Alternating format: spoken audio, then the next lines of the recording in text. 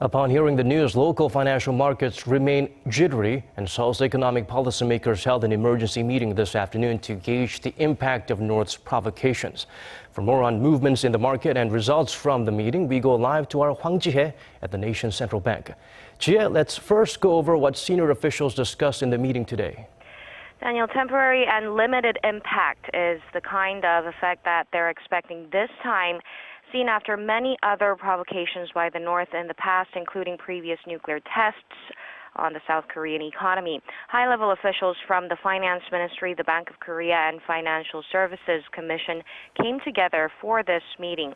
Although they agreed that the impact will not be major and will likely prove short-lived, they cautioned over short-term volatility in local markets that could be prompted by additional provocations from the North. South Korea's central bank has also held a separate meeting on the latest threat, but came up with the same conclusion, putting markets at ease. Policymakers also pledged to keep a close eye on future movements in the market and run a 24-hour monitoring system. So, Jia, how did the market close today?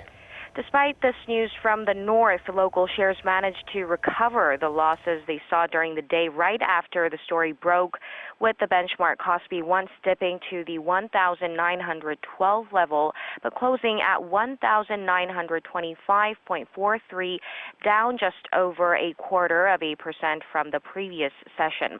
The tech-heavy Kosdaq actually ended up roughly 0.5% from Tuesday at 687.27. The Korean won slid against the greenback to the lowest point since September last year, hitting 1,197.9 a dollar from 1,188 at yesterday's close. The drop comes at a time when the local currency was already shaky due to the weakening Chinese yuan. This was Hwang Ji reporting live from the Bank of Korea.